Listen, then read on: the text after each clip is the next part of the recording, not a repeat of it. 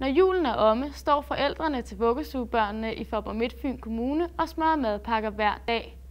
Den madordning, der har eksisteret indtil nu, bliver nemlig nedlagt. Det er til trods for, at regeringen har bestemt, at børnehave- og vuggestuebørn skal have mad i institutionerne fra år 2010. Jamen, jeg synes, at det er en lidt dårlig idé, fordi vi er jo rigtig glade for, at de kan få serveret mad i vuggestuen.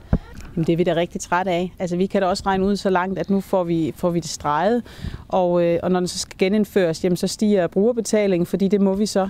Forældre til vuggestuebørn i Faaborg-Midtfyn Kommune er godt trætte af lokalpolitikernes beslutning om at spare madordningen væk. Den beslutning har de truffet, selvom alle skal have en madordning fra 2010.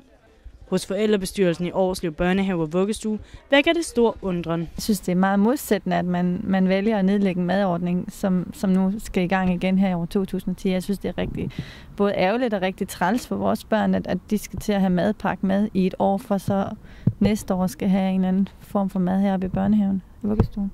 Leder i Årslev Børnehave og Vuggestue, Hanne Vesterager, mener, at kommunens beslutning kommer til at gøre hverdagen i institutionen mere besværlig. Det er vores dagligdag, vi ændrer nu her fra 1. januar, og så om et år, så skal vi hen og gøre noget nyt. Det er da uheldigt, synes jeg. Igen i år er forældrebetalingen steget i Faaborg-Midtfyn Kommune. Forældre til vuggestuebørn skal således betale 94 kroner mere for en vuggestueplads. Derudover skal de fremover selv betale for mad og bleer.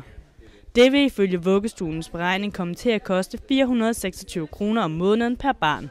Altså er der reelt tale om en stigning på 520 kroner om måneden. Det er jo en merudgift for os. Det er jo bare sådan en, kalder det skjult merudgift. Altså vi skal jo betale noget alligevel, så jeg synes, det skal man bare kunne have sat hele betalingen op. Lone Milling er ikke i tvivl om, hvad konsekvensen af politikernes beslutning kan blive. Det gør i hvert fald, hvis man er studerende og har sit barn i vuggestue, så bliver det der rigtig mange penge. Fordi der kan du jo faktisk få reduceret din betaling væsentligt. Men den udgift til mad og bleer, den kan du jo ikke få nedsat noget som helst på jo. Så det vil jo blive en skævvridning, kan man sige. Og det er jo, synes jeg, der er et problem. I stedet for at nedlægge madordningen, kunne Faaborg-Midtfyn Kommune have valgt at hæve forældrebetalingen. Hvorfor har de valgt ikke at gøre det, Mathilde Rasmussen? Vi står her med formand for Børne- og Undervisningsudvalget i Faaborg-Midtfyn Kommune, Jakob Holm. Og Jakob Holm, hvorfor har I valgt at udfase den her madordning i kommunens vuggestuer, når ordningen den skal gennemføres i 2010? Ja, det har vi gjort for at få økonomien til at hænge sammen i 2009.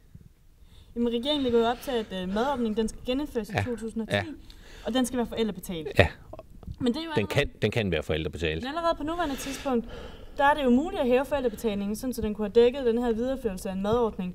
Hvorfor har I ikke valgt at gøre det? Vi har overhovedet ingen madordning på plads, så det er noget, vi skal diskutere her i 2009.